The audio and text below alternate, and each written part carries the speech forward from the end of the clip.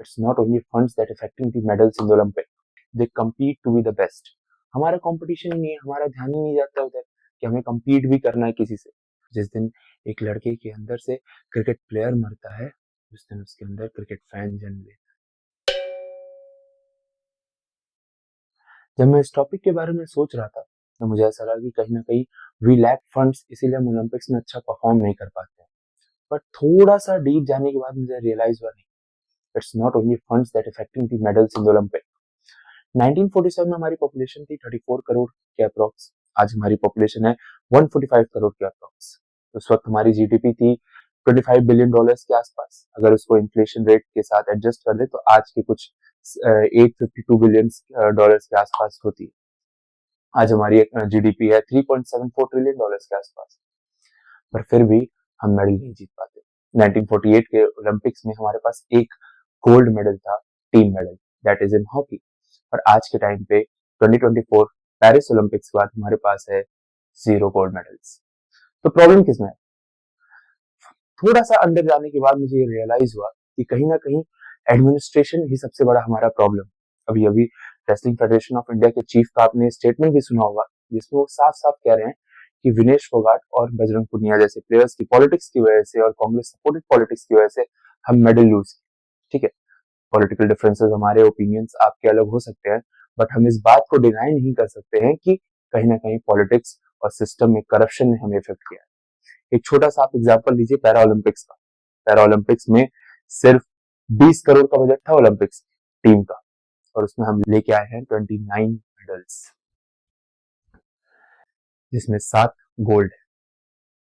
आप एक सिंपल सी क्रोनोलॉजी को समझिए. पैरा ओलंपिक्स के पास बजट कम था तो उसमें करप्शन कम था, उसमें पॉलिटिक्स कम थी. उसमें करप्शन और पॉलिटिक्स कम थी तो जो प्लेयर्स थे वो क्वालिटी प्लेयर्स थे, और क्वालिटी प्लेयर्स थे तो हमारे पास मेडल था. सेकंड, मुझे जो रीजन लगता है जिसकी वजह से हमने लैग किया है ओलंपिक्स में, वो था कंपटीशन. हम मेडल्स की तो प्रिपरेशन करते हैं, बहुत ज्यादा प्रिपरेशन करते हैं, लेकिन कहीं ना कहीं हम compete नहीं कर रहे. अब अगर क्रिकेट का एग्जांपल हर बात दिला दिया जाता है, क्रिकेट क्रिकेट क्रिकेट, तो क्रिकेट का अगर आप एग्जांपल ले रहे हो तो क्रिकेट ने अपने लोएस्ट पे भी compete किया था इस वर्ल्ड की बेस्ट टीम्स के साथ. 1983 में हम वेस्ट इंडीज से जीते थे.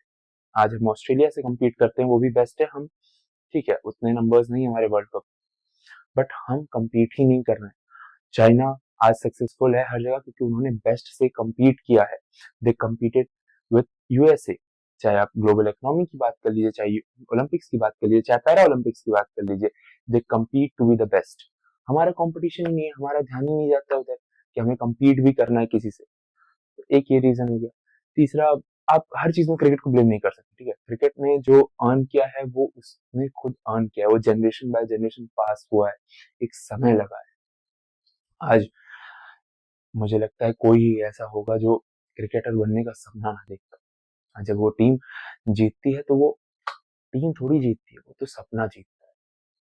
जिस दिन एक लड़के के अंदर से क्रिकेट प्लेयर मरता है, उस दिन उसके अंदर क्रिकेट फैन जन्म लेता है, और फिर उसका एक ही सपना होता है, और वो होता है वर्ल्ड कप जीतना. आज जब वहां ट्रॉफी उठती है तो सिर्फ इस बात की थोड़ी खुशी होती है कि इंडिया वर्ल्ड कप जीत गई. वो इस बात की खुशी होती है कि वो सपना जीत गया जो बढ़ते उम्र में कहीं धुंधला हो गया था. एक और रीजन और जो है वो हमारा एजुकेशन सिस्टम.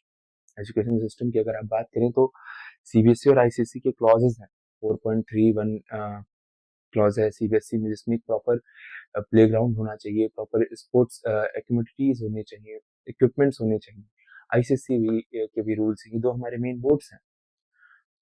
बट हमारे देश में क्या, हमारे देश में तो यही है कि एजुकेशन के नाम पे अगर मैथ्स अच्छा आता है तो आप एजुकेटेड है, अगर आपको इंग्लिश अच्छी आती है बोलना तो आप एजुकेटेड है. ओवरऑल एजुकेशन पे तो किसी का ध्यान नहीं, और फिर कहते हैं ओलंपिक्स में नहीं. प्रॉब्लम यह है कि माँ बाप अपने बच्चों को तो खुश देखना चाहते हैं, तो बच्चे खुश कैसे होंगे ये नहीं जानना चाहते. प्रॉब्लम ये है, जिस दिन इस देश के माँ बाप स्कूल्स में एंटर करने से पहले ये पूछेंगे ना कि आपका ओवरऑल एजुकेशन कैसा है, उस दिन इस देश में गोल्ड की नींव पड़ी. और चौथा रीजन जो मुझे लगता है कि हम नहीं जीत पाएंगे कभी गोल्ड, वो ये है कि अपकमिंग जनरेशन, इनके हाथ में 24 घंटे फोन रहते हैं भाई. इनसे ई स्पोर्ट्स में नहीं जीता जा रहा है, वहां भी यूएस और चाइना जीत गई. तो इनसे ये एक्सपेक्टेशन रखना कि ये फील्ड गेम्स में आएंगे और फिर वहां पे हमें जीत दिलाएंगे, थोड़ा सा मुश्किल है। I doubt that. So let's see what happens and in which direction it goes on. I will be back.